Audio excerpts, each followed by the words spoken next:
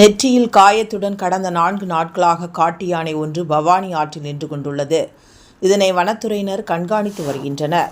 தமிழக கேரள எல்லையான ஆனைக்கட்டியிலிருந்து கோட்டத்துறை செல்லும் வழியில் பவானி ஆறு கடக்கிறது. இந்த ஆற்றின் ஆழமான பகுதியில் கடந்த 4 நாட்களாக காட்டு யானை ஒன்று தண்ணீரிலேயே நின்று கொண்டுள்ளது.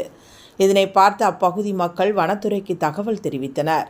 வனத்துறையினர் யானையின் நடவடிக்கையை கண்காணித்து வருகின்றனர். காட்டு யானையின் நெற்றியில் பெரிய காயம் ஒன்று இருப்பது தெரிய வந்துள்ளது. நாட்டு வெடிகுண்டு அல்லது அவுட்டுக்காய் வெடித்து இந்த காயம் ஏற்பட்டு இருக்கலாம் என்று கருதப்படுகிறது.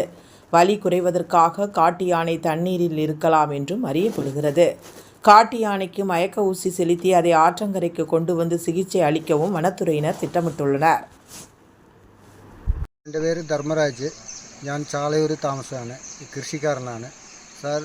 ഞാൻ ഈ ഒരാഴ്ച മുമ്പിൽ തമിഴ്നാട് ബൗണ്ടറിയിലേക്കും കേരളത്തിൻ്റെ ബൗണ്ടറിക്ക് ഇടയ്ക്കായിട്ട് ഒരു ആന പരിക്ക് പറ്റി ഉണ്ടായിരുന്നു പറഞ്ഞിട്ട് തമിഴ്നാട് ഫോറസ്റ്റിനെ അറിയിക്കുകയും കേരള ഫോറസ്റ്റിനെ അറിയിക്കുകയും ചെയ്തതാണ്.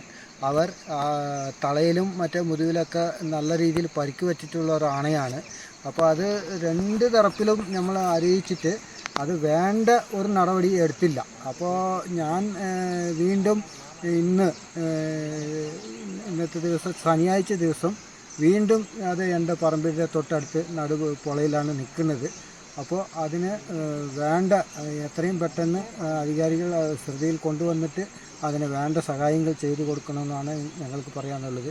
കൃഷിക്കാരൻ നിലയ്ക്ക് ഈ സംഭവം എൻ്റെ പറമ്പിലോ എവിടെയെങ്കിലും വന്ന് മറിഞ്ഞു കഴിഞ്ഞാൽ നിയമത്തിൻ്റെ വഴിക്ക് പോകും. അപ്പോൾ ഞങ്ങൾ നിയമപാലകരെ അറിയിക്കാനുള്ള സംവിധാനം ചെയ്തിട്ട് പോലും ഈ 5 ദിവസം ഇവർ താമസിച്ച് ഇത്രയും ഒരു ഇതിലാണ് ഉള്ളത്. അപ്പോൾ ഇതിന് വേണ്ട അധികാരികൾ കറക്റ്റായിട്ടുള്ള ഒരു നടപടി എത്രയും പെട്ടെന്ന് സ്വീകരിക്കണം.